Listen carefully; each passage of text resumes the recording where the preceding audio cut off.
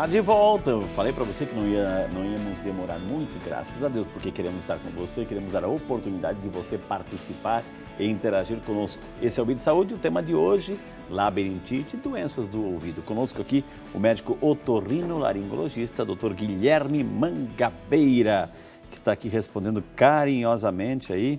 Aliás, o esposo da dona Mônica, né, que recebeu uma grande notícia. Podemos partilhar ou não? Pode, pode. Tem que compartilhar, notícia boa. Notícia boa tem que compartilhar, né? Hoje vieram de um ultrassom e... Viu o nenê, o coração dele batendo. Olha que maravilha. É o primeiro? É o primeiro. Nossa, que maravilha, gente. Olha, a esposa Mônica, que está aqui no estúdio, né? Está grávida, graças a Deus, e hoje foi no ultrassom e já viram o coraçãozinho do neném batendo. Olha que maravilha. É uma boa notícia. É a vida, né, gente? É a vida aí, viu? Problema de ouvido não vai ter nunca, graças a Deus, né? Entendeu? A Maria Francisca Adão de Oliveira, de Campinas, obrigado, dona Maria Francisca, Deus abençoe a senhora. Ela pergunta assim, coloca uma situação, e o serralheiro, que usa o fone de ouvido o tempo todo para evitar o barulho, que é muito alto, né? O fone pode prejudicar a audição, nesse caso, o que fazer para ajudá-lo? É a Maria Francisca preocupada aí, doutor, com aquelas pessoas que têm que usar o fone, né? Que estão naquele construção, barulho total o dia inteiro, que tem que usar mais de 1 hora, e daí? Na realidade, o que ele usa não é bem um fone de ouvido, é um equipamento de proteção individual. Como os aeroportos também, né? Nossa, aqueles pessoal que... Para proteger, obviamente, isso é regulado, existe uma legislação a respeito. O próprio engenheiro do trabalho, ele faz a medição do ambiente que ele trabalha e se esse ambiente que ele trabalha a um nível de ruído que possa ser lesivo, é uma obrigação do trabalhador e da empresa usar. Entendi. Aí existem 2 tipos, o plug e a concha. Normalmente a concha nós vemos o aeroviário que trabalha no aeroporto, onde o nível de sonoro ultrapassa facilmente a 100 decibéis. Mas se é para proteção, ele tende a usar, justamente para não ter problema. Então eu creio que o serralheiro ele usa mais como uma proteção individual e deva usar, é obrigado inclusive a usar. Mas não é... Está regulamentado, portanto não é prejudicial. Está regulamentado, mas isso tudo existe uma norma bem específica. Toda empresa tem um médico e engenheiro do trabalho que possa orientar melhor. Ô, doutor Guilherme, de repente tem pessoas assim que quando estão em 4, 5 pessoas, falam baixinho, etc. Assim, mas de repente quando todo mundo resolve falar ao mesmo tempo, tem pessoas assim que têm uma vibração diferenciada no ouvido. Isso pode acarretar, pode ser um problema de zumbido, de labirinto, etc. Uma das primeiras queixas de quem está com algum problema auditivo, uma perda auditiva, é justamente não entender o que está sendo dito num ambiente com muitas pessoas falando. Ela consegue saber, ela ouve o barulho, vamos dizer assim, mas ela não compreende as palavras. Por quê? Porque primeiro há várias pessoas falando, fontes sonoras diversas. E outra, a pessoa não consegue olhar para a pessoa. Nós temos por hábito olhar para a pessoa quando conversa. A gente faz uma espécie de leitura facial. Exato, né? É uma coisa quase que automática. O bebê já faz isso, ele olha na boca. Especialmente quando a língua nossa mãe, o português. Mas quando tem muitas pessoas falando, a gente não tem mais como fazer isso e aí depende da audição. Mas, olha, doutor, eu vou ter que pedir desculpa e duvidar disso que o senhor falou, porque não funciona lá em casa. Quando encontra a minha mãe, com outra irmã dela, outras tias, elas estão num cantinho, falam uma coisa, tem outro grupinho falando lá, elas estão falando aqui, escutam o que estão falando aqui, entra na conversa uma da outra, ou seja, aí é concentração demais. Eu acho que aí a mulher ela consegue fazer isso que nós não fazemos, né? A mulher ela tem uma grande capacidade disso, nós não temos. Olha que interessante, né? É um detalhe familiar aqui. É um elogio. Né? Agora, o senhor falou muito bem dessa questão assim, do prestar atenção, do olhar, enfim. E tem gente que vai perdendo a audição, né? E aí vai desenvolvendo a capacidade de ouvir através do movimento labial. Ou seja, a pessoa não ouve mais nada, mas sabe só pelo movimento, etc. Sim. O que é? É um dom paralelo? É um desenvolvimento da pessoa? Na realidade, a nossa área da fala, ela só desenvolve porque nós escutamos. E exatamente, eu vou pedir licença aí, porque existem muitos relatos bíblicos, né, muitos relatos bíblicos de cura que Jesus fez, de experiência, a pessoa era surdo-muda, né? Ou seja, curou o ouvido, voltou a falar. Ou seja, tem essa ligação fala e ouvido. Sim, né? sim. Né? Tanto é que hoje, por lei, quando a criança nasce, ela já faz o teste da orelhinha, já para detectar qualquer sinal de perda auditiva. Por quê? Porque hoje muito se evoluiu na questão de tratamento para perdas auditivas. Aparelho auditivo, eventualmente o implante coclear, que é o que a população leiga chama de orelha biônica, é um implante coclear. Quanto mais cedo for feito esse diagnóstico, mais cedo é feito o tratamento e a gente pede que haja um atraso no desenvolvimento da fala da criança. O surdo-mudo que nós vemos foi aquela criança que nasceu sem ter trabalhado a audição e a fala fica comprometida.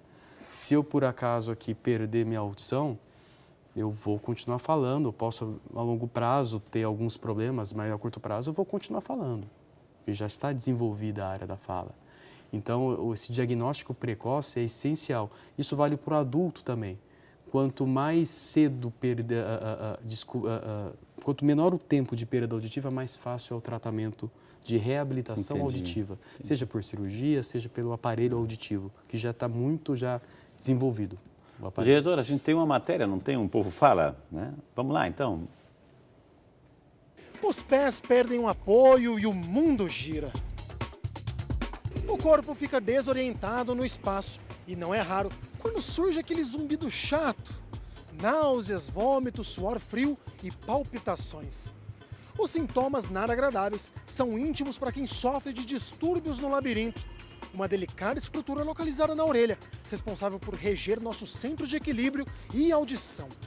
Quando seu funcionamento é prejudicado, essas funções entram em pane, causando uma série de reações. Por isso nós viemos até as ruas saber se as pessoas sofrem desse mal. Vamos ver o que eles disseram. A senhora conhece alguém, ou a senhora mesmo já sofreu com problemas no labirinto? Por exemplo, zumbido na audição, tontura, ânsia de vômito, esse tipo de situação. Se lembra de ter passado por alguma situação dessa? Sim, já passei sim. Tive algumas vezes tonteira, zumbido no ouvido, mas não é sempre, é de vez em quando que eu tenho isso. Mas conheço pessoas que falam sobre a labirintite, que fala que é muito ruim, que às vezes está andando, sente tonteira, tem que sentar, mal-estar. Minha mãe e eu também. E o que você sentiu? Uma certa tontura, um desconforto na cabeça, parece meio solto. Perdeu o equilíbrio, sentiu aquele zumbido no ouvido? O zumbido no ouvido e perca de equilíbrio. Meu pai teve esse sintoma, no ano passado. A gente nem sabia o que era, ele parece que estava morrendo. De repente eu comecei a sacoalhar ele, falei, pai. Daí ele voltou assim, mas depois ele foi assim uma coisa rápida. Mas eu não sabia que era isso. A senhora já teve também essa tontura, essas coisas? E agora? Tive assim, uma sensação que parece que está virando assim, está virando tudo, a cama está virando. Eu já senti há muito tempo, faz uns 8 anos atrás, senti labirintite. Estava trabalhando e de repente eu olhava para cima assim, eu dava tontura e caía, né? E foi muito tempo. Depois eu comecei a tomar um remédio lá e realmente sarei. Sim, meu pai. O que ele teve? Ele tem muita tontura, muita vertigem, ele sofre muito quando ele anda de carro, então, né, é muito ruim isso, ele toma medicamento para isso também.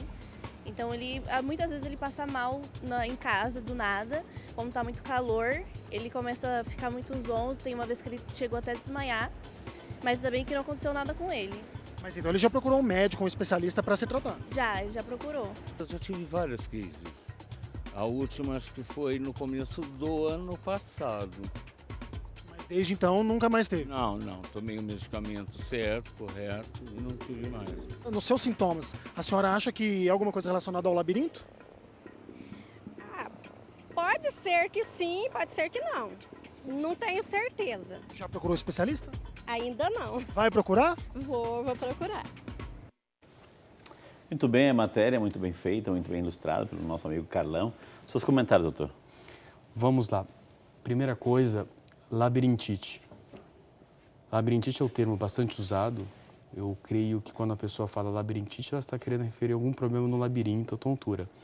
Mas é um termo que nós, médicos da área, evitamos usar, porque a gente está generalizando uma Qualquer queixa. coisa, jogar para o... Tudo é o labirinto, e não é. Não é toda tontura que é o labirinto. E labirintite até é um diagnóstico, é uma inflamação no labirinto, mas eu falo para os pacientes, é tão raro que é melhor falar que não existe, que é tão raro. Entendi. Eu acabo vendo bastante tontura no dia a dia, eu posso contar nos dedos quantas eu vejo por ano. Daqui a pouquinho a gente vai ter uma greve do labirinto, seja, não sou eu não, estão dizendo que eu sou culpado e muita coisa, mas não sou eu não. Então o paciente fala assim, eu falo o quê? Fala tontura. É tontura, e aí depois a gente tem que, obviamente, investigar qual é a causa e aí sim fazer o tratamento adequado. Ô doutor, eu vou colocar uma situação aí, a gente sabe que, chamando crise labirinto ou tontura, mas a pessoa está no volante, está dirigindo, né? Eu posso ter um mal súbito naquele momento de uma tontura, de um episódio, e o que faço, né? Como reagir quando a pessoa que tem esse episódio de uma labirintite ou de uma tontura? Se ela está dirigindo, a orientação é parar imediatamente o carro, não fazer nenhum tipo de movimento naquele momento e manter os olhos abertos, de preferência num ponto fixo no horizonte. Tá. Se ela está, por exemplo, deitada e der a tontura deitada, isso pode ocorrer, a orientação é permanecer deitado, manter os olhos abertos. Para o cérebro interpretar. Exatamente, o olho aberto ajuda, o olho fala para o cérebro, você está parado, você não está virando. Como há uma alteração entre o labirinto e o outro, há um erro de processamento do labirinto, o cérebro entende que estamos rodando. Mas mantendo os olhos abertos, essa informação, ela ajuda o cérebro, ok, eu estou parado, eu não estou virando. Pelo menos ameniza, não vou falar que isso vai sumir por completo a tontura. Existem algumas doenças que a pessoa permanece rodando continuamente por 1, 2 dias. Tem gente, doutor, assim, que de repente está no ônibus, está no metrô, está num carro, enfim, como caroneiro, passageiro, enfim, e aí pega um livro, pega uma revista e não consegue, sente episódio de tontura. É porque o olho está fazendo isso. O que está acontecendo ali? Isso que acontece no carro é extremamente comum, chama cinetose. Cinetose. Cinetose, que nada mais é do que um conflito sensorial.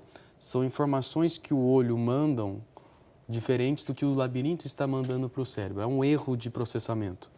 Exemplo, você quando dirigindo ninguém tem cinetose. Ninguém passa mal. Quem está ali no comando? Quem está ali no comando? Não passa mal. Cinetose é um desconforto, enjoo, dor de cabeça, uma tontura tipo atordoação, Okay. um peso na cabeça. E a orientação que a gente dá é sempre olhar para frente num ponto fixo no horizonte, que isso ajuda a amenizar. Tem isso que acontece nos carros, nas viagens, enfim, de repente tem aquela náusea, aquela situação e no ônibus está viajando e sente até o vômito, doutor.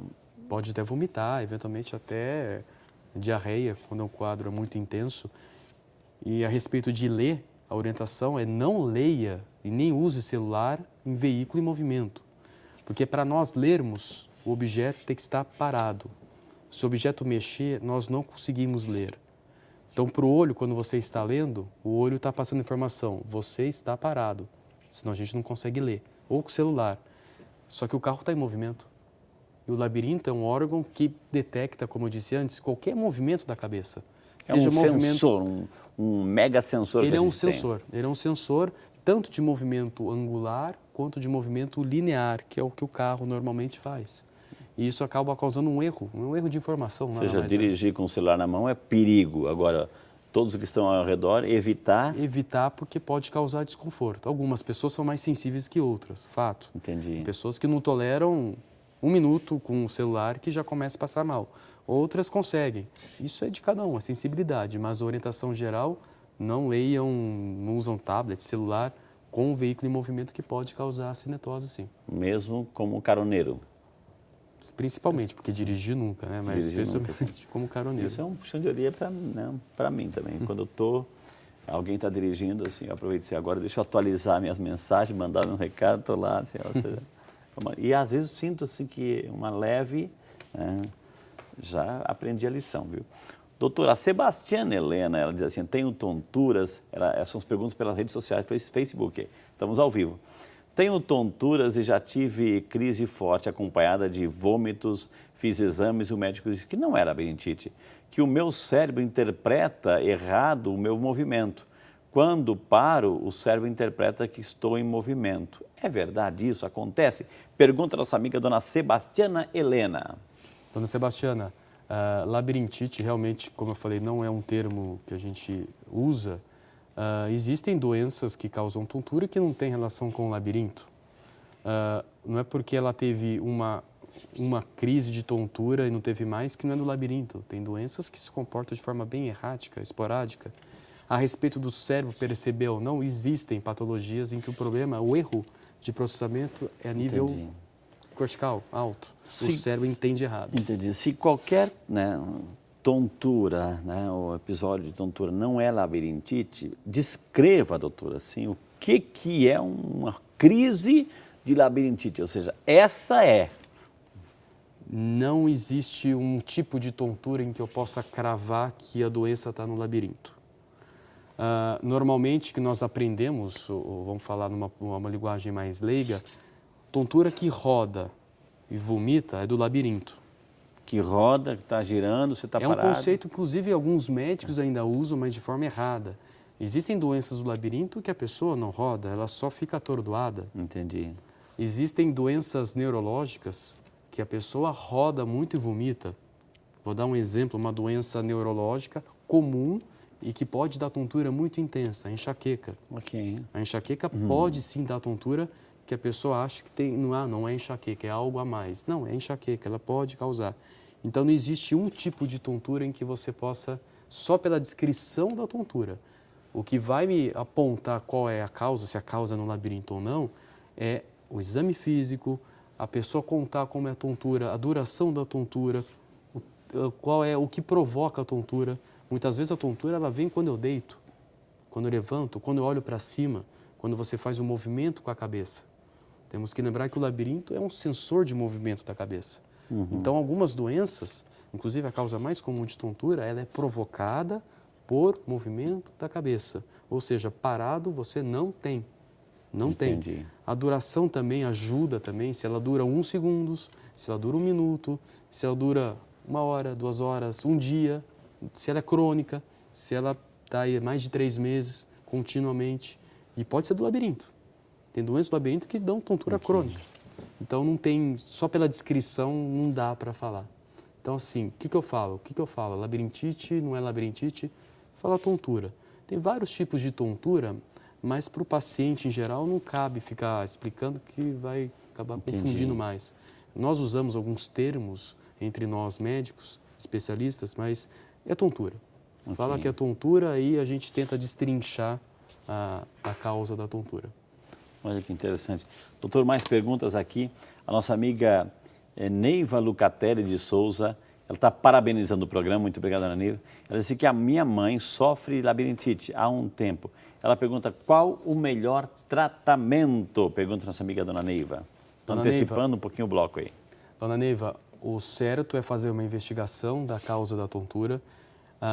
Como eu falei, tontura nem sempre é referente ao labirinto. Não existe um tratamento para tontura. Tem tratamentos, tem condutas, tem exames. Muitas tonturas, muitas causas de tontura, eu não preciso nem de fazer exame. Eu só de conversar e examinar o paciente, eu já sei o que é. Então, isso depende muito. Então, minha orientação é procurar um otorrinolaringologista e fazer todo esse processo de investigação e aí sim o tratamento. A nossa amiga Joelma Bento está participando do programa pelo Facebook. Ela diz assim, eu tenho epilepsia e tenho muita tontura e sou muito ansiosa. Eu quero aproveitar a ansiedade, doutor, um distúrbio, etc., mas eu quero ampliar a pergunta da Joelma, que é muito boa, aliás, todas as perguntas são ótimas. Questão de estresse também provoca, ansiedade, estresse provoca também algum tipo de crise aí, doutor? Provoca, mas nós como os médicos, a gente sempre tenta ser bem objetivo em relação, porque muitas vezes o estresse é um termo... Cada também um tem genérico, um tipo de estresse, eu acho que fica muito jogado no ar o estresse, mas sim, algumas das principais causas de tontura, como enxaqueca e Meniere, podem ser precipitados por um estresse intenso. Então, um problema familiar, problema financeiro, alteração do sono. Existem doenças também que estão intimamente relacionadas a distúrbios de ansiedade, ou depressão, ou pânico. Lembrando que eu não dou diagnóstico de depressão, pânico, ansiedade. Isso cabe a outro especialista. Mas, sim, existem doenças que andam juntas. E muitas vezes a tontura causa o distúrbio de ansiedade da pessoa. A tontura. Muitas vezes o distúrbio de ansiedade psíquico do paciente é consequência da tontura. Porque não é muito agradável a pessoa ficar incapacitada, ela fica limitada por conta da tontura. Ela faz N tratamentos, procura N especialistas. Isso gera, assim, também um quadro especialmente de ansiedade. Isso, muitas vezes, acaba tendo também um efeito nocivo, acaba até agravando a tontura, uma espécie de bola de neve. Entendi. Gente, quantas informações valiosíssimas. Eu estou aprendendo barbaridade aí sobre tontura, labirinto, ouvido, enfim, tímpano, limpeza. É muito interessante a gente aprender, mas temos muito mais informações para você. Por isso eu quero chamar mais um intervalo. Na sequência a gente vai contar uma história de uma pessoa com labirintite, assim, como que fez o tratamento, como reage, como superou, como convive com essa realidade. E, é claro, muito mais assim, interatividade com você. Dá tempo ainda de você ligar e participar. A gente volta já só para você.